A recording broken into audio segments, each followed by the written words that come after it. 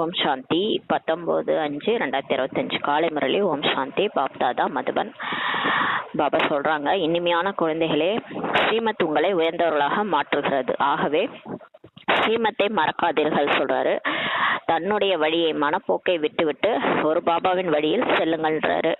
கேள்வி, புண்ணிய ஆத்மாவாக மாறுவதற்கான வழி என்ன? பதில், ஃபர்ஸ்ட் பாயிண்ட், புண்ணிய ஆத்மாவாக மாற வேண்டும் என்றால் உண்மையான மனதோடு அன்போடு ஒரு தந்தையே நினைங்கள் சொல்றாரு. புண்ணிய ஆத்மா ஆகணும்னா நம்ம உண்மையான மனசோடு அன்போடு ஒரு பாபாவை தான் நினைக்கணும். ரெண்டாவது பாயிண்ட், கர்மேந்திரங்களால் எந்த விக்கிரமும் செய்யாதீர்கள். அந்த கண்ணு, காது, மூக்கு, கை, கால் மூலமா எந்த ஒரு பாவகர்மமும் செய்யாதீங்க. அனைவருக்கும் வழிகாட்டுங்கள். எல்லாருக்கும் பாபா ஞானத்தை புரிய வைங்க. பாபா அறிமுகம் கொடுங்க. எல்லாருக்கும் வழிகாட்டுங்க. நாம் இந்த புண்ணியம் எவ்வளவு செய்திருக்கிறோம் என தன்னுடைய மனதை இப்ப கேளுங்கள். 100 மடங்கு தண்டனை அடையும்படியான எந்த கர்மமும் செய்யவில்லையா என தன்னையே சோதியுங்கள். இப்ப 100 மடங்கு தண்டனை அடையணும். இப்ப பிகே ஆனதும் 100 மடங்கு தண்டனை. தவறு செஞ்சோம்னா 100 மடங்கு தண்டனைன்னு பாபா சொல்லியிருக்காரு. நான்வீக்கேவா இருந்தா கூட நம்ம பாவம் செஞ்சோன்னா 1 மடங்கு தண்டனை தான். இங்க நம்ம தெரிஞ்சே பாவம் செய்யற மாதிரி. அதனால 100 மடங்கு தண்டனை அடையும்படியான எந்த ஒரு கர்மமும் செய்யவில்லையான தன்னையே சோதிங்கள்ன்றாரு. சோதிப்பதால் புண்ணிய ஆத்மாவாக ஆகிவிடலாம் சொல்றாரு. ஓம் சாந்தி. ஆன்மீக தந்தை ஆன்மீக குழந்தைகளுக்கு புரிய வைக்கின்றார். இப்போது நாம் சிவபாபாவின் வழிப்படி நடந்து கொண்டு இருக்கின்றோம் என்பது குழந்தைகளாகி உங்களுக்கு தெரியும். அவருடையது உயர்ந்ததிலும் உயர்ந்த வழியாகும். உயர்ந்ததிலும் உயர்ந்த சிவபாபா உயர்ந்தவர்களாக ஆக்குவதற்காக எப்படி உயர்ந்த வழியை கொடுக்கிறார் என்பது உலகத்தினர் யாருக்குமே தெரியவில்லை என்றாரு. இப்போ உயர்ந்ததிலும் உயர்ந்தவர் கடவுள், அவர் தான் சிவன். அவர் எப்படி நம்மளை உயர்ந்தவராக ஆக்கிறதுக்கு இப்போ எப்படி கொடுக்குறாரு வழின்றது கூட யாருக்குமே தெரியாது உலகத்துல. இந்த ராவண ராஜ்யத்தில் எந்த ஒரு மனிதர்களுக்கு உயர்ந்த வழியை கொடுக்கவே முடியாதுன்றாரு. மனுஷங்கள் சொல்ற பேச்செல்லாம் நம்ம கேட்க முடியாது. அவங்க உயர்ந்த வழியை அளிக்க எந்த ஒரு யோசனையும் கொடுக்க மாட்டாங்க. வேணா அவங்க வழியை கேட்டோம்னா நம்ம கீழே தான் தள்ளுவாங்க. இப்போது நீங்கள் ஈஸ்வரிய வழிபடி நடக்கிறீங்க. இச்சமயம் குழந்தைகளாகி உங்களுக்கு பதித நிலையிலிருந்து பாவனமாவதற்கு ஈஸ்வரிய வழி இப்ப கிடைத்து கொண்டிருக்கிறதுன்னு சொல்றாரு. நாம் உலகத்திற்கே அதிபதியாக இருந்தோம் என இப்போது உங்களுக்கு தெரிந்திருக்கிறது. இந்த பிரம்மா அதிபதியாக இருந்தார் என அவருக்கு கூட தெரியவில்லை. உலகத்திற்கே அதிபதி ஒரேடியாக பதிதமாகி இருக்கிறார் சொல்லி பாபா சொல்றாரு. இந்த விளையாட்டை மிகவும் நன்றாக புத்தியில் புரிந்து கொள்ள வேண்டும். எது சரி எது தவறு, இதில் தான் புத்தியின் போராட்டம் உள்ளதுன்றாரு. இப்போ நம்ம புரிஞ்சுக்கிறது தான் எது கரெக்டு எது தப்பு. பாபா சொல்றது கரெக்டா புரிஞ்சுக்கிட்டு அதுபடி நடக்கணும். மன வழி பிற வழியெல்லாம் தப்பு, அதை விட்டுறணும். முழு உலகமும் தவறாகும்ன்றாரு. பாபாவை தவிர மற்றவங்க எல்லாருமே தவறான வழியில தான் போறாங்க. ஒரு தந்தை தான் உண்மையானவரா இருக்கிறாரு. சத்தியம் சிவம் சுந்தரம். உண்மையை பேசக்கூடியவர் அவர்தான். அவர் உங்களை உண்மையான கண்டத்திற்கு அதிபதியாக மாற்றுகிறார் என்றால் அவருடைய வழியை பெற்று நடக்க வேண்டும் சொல்றாரு. தன்னுடைய வழிப்படி நடப்பதால் ஏமாற்றம் அடையிறீங்கன்றாரு. ஆனால் அவர் குப்தமாக இருக்கிறார். ஆனா பாபா குப்தமா இருக்கிறாரு இல்லையா? அவர் பின்னாடி இருந்து வேலை செய்யறாரு. நம்மளை கருவியாக்கி செஞ்சுட்டு இருக்கிறாரு. நிராகாரராகவும் இருக்கிறாரு. நிறைய குழந்தைகள் இதுவோ தாதாவின் வழி என நினைக்கிறாங்க. இப்ப முரளி சொல்லும் போது முரளி பிரம்ம பாபா தான் சொல்றாருன்னு நினைச்சுக்கிறாங்க. ஆனா உண்மையிலேயே சொல்றது சிவன் தான். இவரை கருவியாக்கி சொல்லிட்டு இருக்கிறாரு. தவறாக புரிந்து கொள்கிறார்கள். நிறைய பேர் தப்பா புரிஞ்சுக்கிறாங்க. மாயை உயர்ந்த வழியை பெறவே விடுவதில்லை. இந்த மாயா என்ன பண்ணுது? கடவுளோட வழியை அடைய விடாம பண்ணுதுன்றாரு. கடவுள் சொல்றது எல்லாமே நன்மைக்கு தான் சொல்றாரு. ஆனா அதை புரிஞ்சிக்காம மாயா வழியில போறாங்க. மாயா யாரையுமே என்ன பண்ணுது? உயர்ந்த வழியை அடைய விட மாட்டுது. ஸ்ரீமத் படி நடக்க வேண்டும் அல்லவான்றாரு. இப்ப நம்ம ஸ்ரீமத் படி நடந்தாதான் உயர்ந்தவராக ஆக முடியும். பாபா தாங்கள் என்ன கூறுகிறீரோ அதை நாங்கள் நிச்சயமாக ஏற்போம்ட்டு சொல்றோம். ஆனால் பலர் ஏற்றுக்கொள்வதே இல்லைன்றாரு. நிறைய பேர் ஸ்ரீமத் படி நடக்கிறது இல்லை. வரிசை கிரமத்தில் முயற்சிக்கேற்ப செல்கிறார்கள். வரிசை கிரமம் தான் எல்லாருமேன்றாரு. மற்றவர்களும் தனது வழிப்படி நடக்கிறாங்க. மற்றவர்கள் எல்லாருமே சிலர் சில பிகேஸுக்கு அப்படியே வரிசை கிரமமா இருக்கிறாங்க. சிலர் ஃபுல் ஸ்ரீமத் ஃபாலோ பண்றாங்க. சிலர் அப்படியே அவங்க வழிப்படி நடக்கிறாங்க. தந்தை உயர்ந்த வழியை காண்பிப்பதற்காக வந்திருக்கிறாரு. இப்படிப்பட்ட தந்தை அடிக்கடி மறந்து போறாங்கன்றாரு. மாயை தந்தையின் வழியை பெற விடுவதே இல்லை. ஸ்ரீமத் மிகவும் ஈஸியானது, எளிதானது அல்லவா? ஸ்ரீமத் ஈஸி தான்றாரு. ஆனா அது ஏன் கஷ்டமா இருக்குது? உலகத்தில் நாம் தமப்பிரதானமாக இருக்கிறோம் என்பது யாருக்குமே புரிவதில்லைன்றாரு. ஆனா உலகத்துல வாழ்றாங்களா அவங்கெல்லாம் நம்ம தூய்மையற்ற இருக்கிறோம், தமப்பிரதானமா இருக்கிறோம்னு தெரிஞ்சுக்கலாம். நம்ம கரெக்டா தான் இருக்கிறோம்னு நினைச்சிட்டு இருக்கிறாங்க. என்னுடைய வழி பிரசித்தமானது, சொல்லி பாபா சொல்றாரு, ஸ்ரீமத் பகவத்கீதை நான் 5000 வருஷங்களுக்கு பிறகுதான் வரேன்றாரு. வந்து ஸ்ரீமத்தை அளித்து பாரதத்தை உயர்ந்ததிலும் உயர்ந்ததாக மாற்றுகிறேன் என பகவானே கூறுகிறார். பாபாவே சொல்றாரு, கடவுளே வந்து சொல்றாரு, 5000 வருஷத்துக்கு ஒரு தடவை தான் வந்து இந்த ஸ்ரீமத்தை கொடுத்து பாரதத்தை உயர்ந்ததிலும் உயர்ந்ததா மாத்துறேன்றாரு. பாபா எச்சரிக்கை செய்கிறார், குழந்தைகள் ஸ்ரீமத் படி நடப்பதில்லை. பாபா தினந்தோறும் ஸ்ரீமத் படி நடப்பதை மறக்காதீர்கள் என புரிய வைத்துக் கொண்டுதான் இருக்கிறார். டெய்லியுமே முரளியில பாபா வந்து விடுறத டெய்லி சொல்லிட்டு தான் இருக்கிறாரு. எண்ணம் சொல் செயல்ல துக்கம் கொடுக்காதீங்க, இதை பண்ணுங்க அதை பண்ணுங்க, சாட் வைங்க, என்ன நினைங்க அப்படின்ட்டு நிறைய ஸ்ரீமத்தும் சொல்லிட்டே தான் இருக்கிறாரு. இவரின் பிரம்மாவின் விஷயம் எல்லாம் கிடையாது. இது பிரம்மா பாபா சொல்லல, சிவபாபா தான் சொல்றாரு. அவருடைய விஷயம் என்று புரிந்து கொள்ளுங்கள். அவரே இவர் மூலமாக வழி காண்பிக்கிறார். சிவபாபா தான் பிரம்மா மூலமா வழி காண்பிக்கிறார். அவரே புரிய வைக்கிறார். உணவு போன்றவர்களை சாப்பிடுவதில்லை. சிவபாபா தான் வந்து புரிய வைக்கிறார். இங்க போகலாம் வைக்கிறோம்ல, அந்த போகலாம் அவர் சாப்பிட்றதில்ல. நான் எதையும் அனுபவிக்காதவன் அபோக்தா என்று கூறுகின்றார். பாபாவே சொல்றாரு, நான் எதையும் அனுபவிக்காதவன்றாரு. குழந்தைகளாகிய உங்களுக்கு ஸ்ரீமத் தான் அளிக்கிறேன். இந்த கடைசி பிரிவில் நான் இப்போ மாறுறதுக்காக நமக்கு உயர்ந்த வழியை சொல்றாரு. நம்பர் 1 வழியை அளிக்கிறேன்றாரு. இப்போ நம்பர் 1 வழியை நான் கொடுக்குறான், என்னை நினையுங்கள் சொல்றாரு. அவரை நினைச்சாலே போதுன்றாரு. எந்த ஒரு விக்கிரமும் இப்போ செய்யாதீங்க. ஏன்னா இப்போ ஏற்கனவே தலை மேல 63 ஜென்ம பாவ முட்டை இருக்கு. இது மேலும் மேலும் நம்ம இப்போ பாவம் செஞ்சோன்னா என்ன ஆகும்? ரொம்ப மோசமான பாவிகளா ஆயிடுவோம் இல்லையா? அப்புறம் தண்டனை வந்து அதிகமா இருக்கும். எந்த ஒரு பாவம் செஞ்சாலும் அதுக்கான தண்டனை வந்து சாதாரணமாகவே உண்டு. கர்ப்ப சிறையில் அனுபவிக்கிற மாதிரி இருக்கும், இல்லை வந்து நோயா கர்ம போகமா அனுபவிக்க வேண்டியது வரும். இப்போ வந்து நம்ம 100 மடங்கு தண்டனைன்னா அது எப்பேற்பட்ட தண்டனையா இருக்கும்? மோசமான தண்டனை அனுபவிக்க வேண்டியதா இருக்கும். தர்மராஜபுரியிலே பதவியும் குறைஞ்சு போயிடும். ஒரு பிகே ஆகி நம்ம பாபா குழந்தையாகி ஃபர்ஸ்ட்லாம் ஒரு பேச்சு கேட்காம தவறு செய்யறோம்னா அப்போ தண்டனை அதிகமாக இருக்குன்றாரு.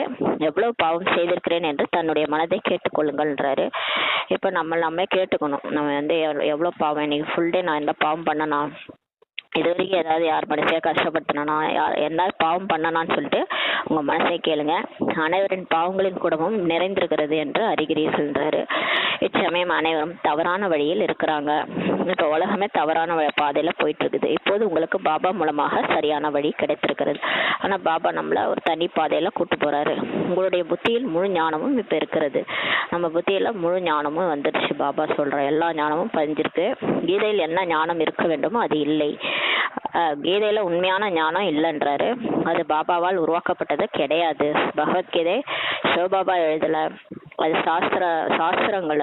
அது வந்து துவாபரயுகத்துல இருந்து எழுதப்பட்டது. பாபா வர்றது சங்கமயுகம். இப்பதான் சொல்றதுதான் கீதை. இப்ப பாபா சொல்றதுதான் கீதை. அந்த கீதை வந்து துவாபரயுகத்திலிருந்து எழுதப்பட்டது. இதுவும் பக்தி மார்க்கத்தில் நிச்சயிக்கப்பட்டிருக்கிறது. பகவான் வந்து பக்தியின் பலனை அளிக்கிறார் என சொல்றாங்க. ஞானத்தினால் சத்கதி என குழந்தைகளுக்கு புரிய வைக்கப்பட்டிருக்கிறது. அனைவருக்கும் சத்கதியும் கிடைக்கிறதுன்றாரு. அனைவருக்கும் துர்கதியும் ஏற்படுகிறது. சத்கதியும் கிடைக்குது, ஆனாலும் துர்கதியும் இந்த ராவண ராஜ்யத்துல ஏற்படுது.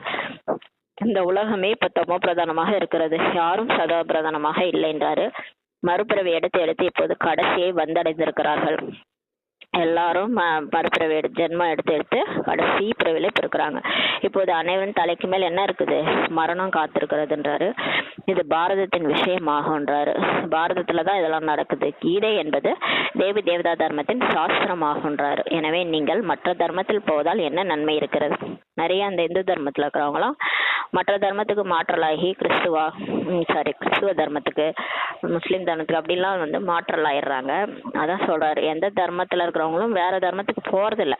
ஆனா நம்ம தான் அந்த தர்மத்துக்கு மாற்றலாகி போறோன்றாரு. அதுல என்ன நன்மை இருக்கிறதுன்னு கேட்கிறாரு. ஒவ்வொருவரும் தன்னுடைய குரான், பைபிள் போன்றவற்றை படிக்கிறாங்க. தனது தர்மத்தை பற்றி அறிகிறார்கள். அவங்கவுங்க தர்மத்தை பத்தி கரெக்டா புரிஞ்சிருக்கிறாங்க. யார் சாபகரு, என்ன அவங்களுடைய மத நூல்ல என்ன சொல்லியிருக்கோ அதெல்லாம் ஃபாலோ பண்றாங்க. எல்லாருமே அவங்கவுங்க தர்மத்தை பத்தி அறிகிறார்கள். பாரதவாசிகள் மட்டும்தான் மற்ற அனைத்து தர்மங்களிலும் மாறி சென்றிருக்கிறார்கள்ன்றாரு. பாரதவாசிகள் மட்டும்தான் அவங்க தர்ம ஸ்தாபகர் தெரியாது, மத நூல் தெரியாது, மத நூலை படிக்கிறதும் கிடையாது.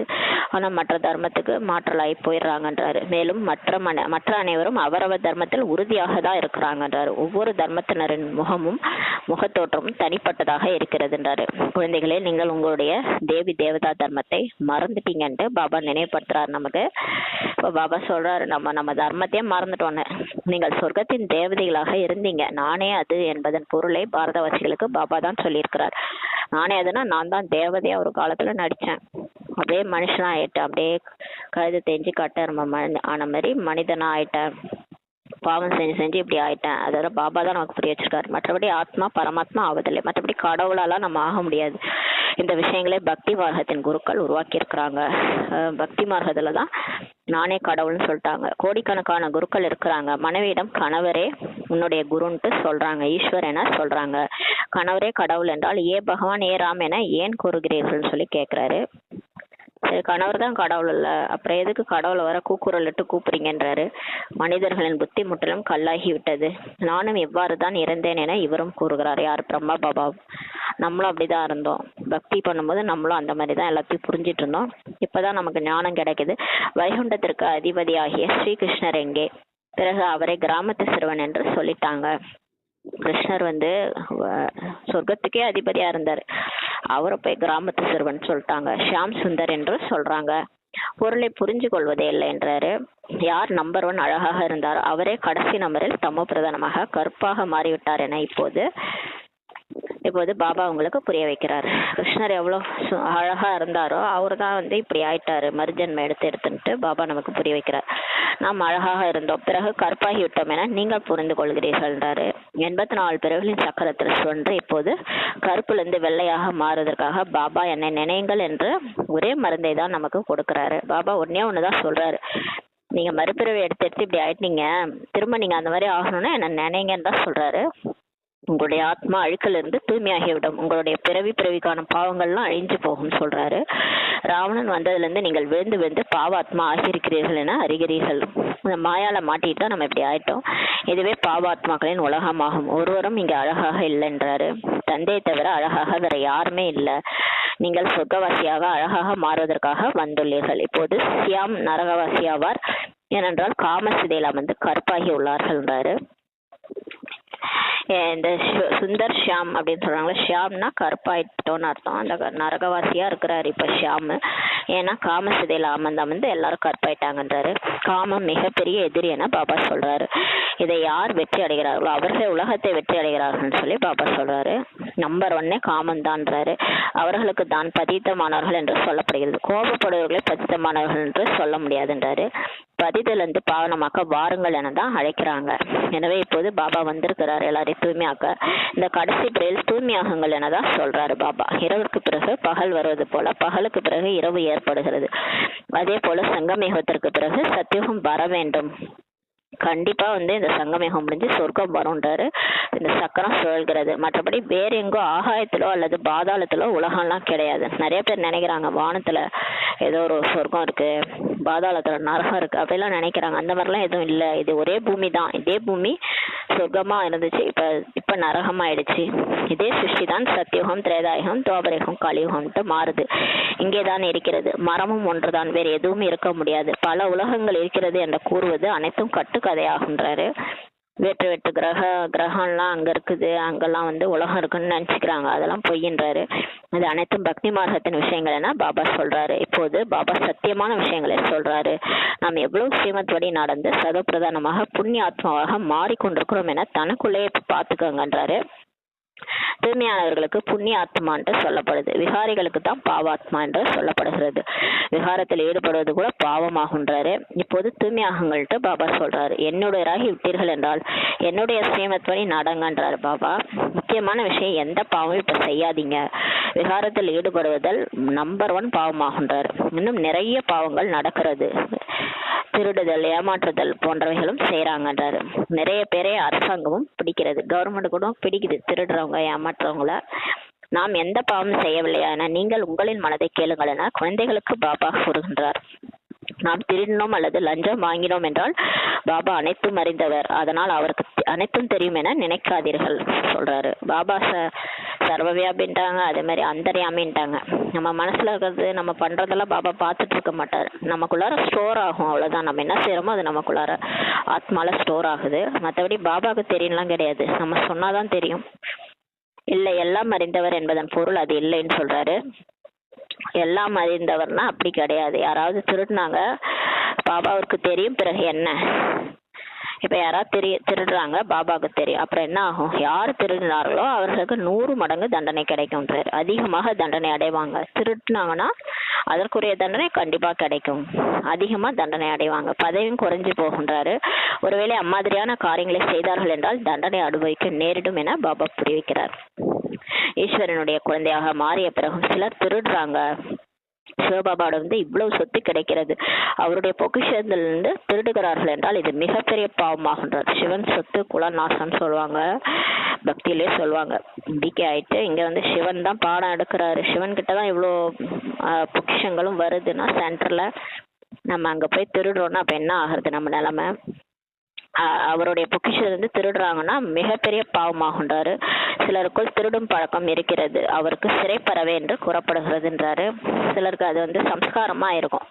போன பிறவி, அதுக்கு முந்தின பிறவி, அப்படி இப்படின்னு அப்படியே திருடி பழக்கமா இருக்குமா, அப்ப அவங்களுக்கு பேரு சிறைப்பறவை. அவங்கதான் கர்ப்ப சிறையில தண்டனை அனுபவிப்பாங்க. அவங்க பேர் சிறைப்பறவை என்று சொல்லப்படுகிறது. இது ஈஸ்வரனுடைய வீடாகன்றாரு. அனைத்தும் ஈஸ்வரனுடையது அல்லவா? இங்க சென்ட்ரல்ல நம்ம ஒரு பொருளும் பாபாவுடையது இல்ல, பாபாவுக்கு தான் நம்ம கொடுக்குறோம். எந்த ஒரு பிகே வந்தாலும் அவங்க ஏதாவது செய்யறாங்கன்னா அது பாபாவுக்காக கொடுக்குறாங்க. அப்ப எல்லாமே அது பாபாவுடைய பொருள் தான் இல்லையா? உடல் மனம் பொருளே பாபா அதுன்னும் போது அப்ப சென்டர் பாபாது, கீதா பாடசாலை பாபாது, எல்லாமே பாபாது தான். பாபாவோட சொத்து அடைவதற்காக ஈஸ்வரன் வீட்டிற்கு வருகிறாங்க. ஆனால் ஒரு சிலருக்கு பழக்கமாகிறது திருடுறது. பாபா சொல்றாரு அதற்காக 100 மடங்கு தண்டனையை அனுபவிக்கிறாங்க. தண்டனைகளும் நிறைய கிடைக்கின்றாரு. மேலும் அழுக்கான வீட்டில் ஒவ்வொரு ஜென்மத்திலும் சென்று பிறப்பார்கள் என்றால் தனக்குத்தானே நஷ்டப்படுத்திக் கொள்கிறார்கள் அல்லவான்றாரு. பதவி குறைச்சிடுறாரு. போய் பிறக்கிறவங்க திருடுறவங்க போயிட்டு கஷ்டமா ஏழையான வீட்டுல பிறப்பாங்க. அதுதான் அவங்களுக்கு தண்டனை. அது பல பிறகுகள் அந்த மாதிரி பிறப்பாங்கன்னு சொல்றாரு. முற்றிலும் நினைப்பதில்லை, எதுவுமே கேட்பதில்லை. இந்த மாதிரி பலர் இருக்கிறாங்கன்றாரு. புத்தியில அவங்களுக்கு திருடுறது மட்டும்தான் ஓடிட்டே இருக்கும். திருடுறது பற்றிய எண்ணங்கள் ஓடிக்கொண்டே இருக்குமா, அந்த மாதிரி சிலர் இருக்கிறாங்கன்றாரு. இவ்வாறு சில சத்சங்களுக்கு போகிறாங்க. செருப்புகளை கூட திருடுறாங்க. வெளியில இருக்கிறவங்க அவர்களுடைய வேலையே அதுவாகும் தான். செருப்பு திருடுறதே அவங்களோட வேலை. எங்கே சத்சங்கம் நடக்கிறதோ அங்கே சென்று செருப்புகளை திருடி கொண்டு வருவார்கள். உலகம் முற்றிலும் அழுக்காக இருக்கிறது. இது ஈஸ்வரனின் வீடாகும். திருடும் பழக்கம் மிகவும் மோசமானது. ஒன்று திருடினாலும் திருடன் தான், லட்சம் திருடினாலும் திருடன் தான் என்று கூறப்படுகிறது என்றார் பாபா. நாம் எவ்வளவு புண்ணிய ஆத்மாவாக மாறி இருக்கிறோம், எவ்வளவு பாபாவை நினைக்கிறோம், எவ்வளவு சுயதர்சன சக்கரதாரியாக மாறி இருக்கிறோம், எவ்வளவு நேரம் ஈஸ்வரிய சேவையில் இருக்கிறோம், எவ்வளவு பாவங்கள் விலகி போய்கொண்டே இருக்கிறது என தனக்கு தானே கேட்டுக்கொள்ளுங்கள் சொல்றாரு. தினந்தோறும் தன்னுடைய கணக்கு வழக்கை பாருங்க, சார்ட் வைங்க. சார்ட் வச்சு பாருங்க, நான் எவ்வளவு புண்ணியம் செய்தேன், எவ்வளவு யோகத்தில் இருந்தேன், எவ்வளவு பேருக்கு வழிகாட்டினேன். வேலை போன்றவர்களை செய்யுங்கள். நீங்கள் கர்மயோகியாகி கர்மம் செய்யுங்கள், நல்லதுதான்றாரு பாபா. இந்த பேட்ச்களை உருவாக்கி கொண்டிருக்கிறார். நல்ல நல்ல மனிதர்களுக்கு இதை பற்றி இப்ப புரிய வைங்க. இந்த மகாபாரத போர் மூலமாகத்தான் சொர்க்கத்தின் வாசலை திறக்கப்படுகிறதுன்னு சொல்லுங்க. கிருஷ்ணரின் சித்திரத்தின் கீழே எழுத்துக்கள் நன்கு பெரியதாக இருக்கின்றது. ஆனால் குழந்தைகள் இந்த அளவுக்கு விசால புத்தி உடையவராக இல்லை என்றாரு. சிறிது பணம் கிடைத்தாலே ஆட ஆரம்பித்து விடுகிறார்கள். அர்ப்பனுக்கு வாழ்வு அர்த்தராத்திரில கொடைப்பிடி பண்ணுவாங்க. அது மாதிரி சிலருக்கு சில காசு வந்துட்டாலே ஆட ஆரம்பிச்சிருவாங்க. ஒரு சிலருக்கு நிறைய பணம் இருக்கிறது என்றால் எங்களை போன்று யாருமே இல்லை என்ற நினைக்கிறாங்க. எந்த குழந்தைகளுக்கு பாபாவை பற்றி சிந்தனை இல்லையோ அவர்களுக்கு பாபா எவ்வளவு அழிவற்ற ஞான ரத்னங்கள் பொக்கிஷத்தை அளிக்கிறார், இருந்தாலும் அவர்களுக்கு அதை பற்றிய மதிப்பே இருக்காதுன்றாரு. பாபாவை யார் நினைக்கவே இல்லையோ அவங்களுக்கு பாபா இந்த மாதிரி ஞான ரத்தனங்களை கொடுக்குறாரு. இதோட மதிப்பு, இதோட வேல்யூ எவ்வளோன்னு கூட சிலருக்கு தெரியலன்றாரு. இந்த ஒரு ஞான பாயிண்ட்டும் பல லட்சக்கணக்கான மதிப்பு. இது ஒன்று நம்ம ஸ்டோர் பண்றது, அதோடைய மதிப்பு கூட தெரியாம இருக்கிறாங்கன்றாரு. பாபா ஒன்று சொல்வாராம், அவங்க ஒன்று செய்வாங்களாம் சொல்றாரு பாபா. பாபா சொல்றாரு பாருங்க, பாபா ஒன்று சொல்வாரு ஆனா அவங்க வேற ஒன்று செய்வாங்க. பொருட்படுத்தாததால் நிறைய பாவங்கள் செய்யறாங்கன்றாரு. ஸ்ரீமத் படியே நடக்கிறது இல்ல, பிறகு கீழே விடறாங்கன்றாரு. இதுவும் நாடகம் என்று பாபா சொல்றாரு. அவர்கள் அதிர்ஷ்டத்தில் இல்லை என்றுதான் அர்த்தம்ன்றாரு. பாபாவுக்கு தெரியும் அல்லவா நிறைய பாவங்கள் செய்யறாங்க. பாபா நம்மை படிக்க வைக்கிறார் என்ற நிச்சயம் இருந்தால் குஷி ஏற்பட வேண்டும். நாம் எதிர்கால புது உலகில் இளவரசன் இளவரசி ஆக போகிறோம் என நீங்கள் அறிகிறீர்கள் என்றால் எவ்வளவு குஷி இருக்கணும். அந்த குஷி வருதா நம்ம மனசுல? ஆனால் குழந்தைகளோ இதுவரை வாடி போய் கொண்டேதான் இருக்கிறாங்கன்றாரு. அந்த மனநிலையில் இன்னும் நிலையாக யாரும் இல்லைன்றாரு. விநாசத்திற்காக ஒத்திகைகள் கூட நடக்கும். இப்போ விநாசம் வருதுன்னா உடனே டக்குன்னு விநாசம் வந்து குண்டு போட்டு எல்லாம் உடனே டக்குன்னு முடிஞ்சிடாது. அதுக்கான ஒத்திகைகள் நடக்கும். அதுக்கு முன்னாடியே கொஞ்சம் கொஞ்சம் போர் அங்கங்கே நடக்கும். அதுக்கு முன்னாடியே கொஞ்சம் கொஞ்சம் இயற்கை சீற்றங்கள்ல எல்லாம் நடக்கும். எல்லாம் நடந்தபடியே இருக்கு. இப்போ எல்லாமே ட்ரெய்லர் தான் ஓடுது. ட்ரெய்லர் தான் எல்லாமே ஒத்திகைகள் தான் நடக்குது. அப்புறம் தான் கடைசியாக தான் பிக் பிக்சரு. ஒட்டுமொத்த உலகமும் அழியும். அது வந்து கடைசி சீனு. இப்போ இயற்கை சீற்றங்கள் கூட நடக்கும் என பாபா புரிய வைத்துள்ளார். பாரதம் பலவீனமாகி கொண்டே போகும். இது அனைத்தும் நடக்கும் என பாபாவே கூறுகின்றார். இதெல்லாம் பாபா தான் சொல்றாரு. நமக்கு தெரியாது இல்லையா? அதெல்லாம் பாபா சொல்றாரு. இல்லை என்றால் எப்படி அழிவு ஏற்படும்? இல்லைன்னா எப்படி உலக அழிவு ஏற்படும்? பனிமழை கூட பொழியுன்றாரு. பிறகு விளைநிலங்களின் நிலை என்னவாகும்?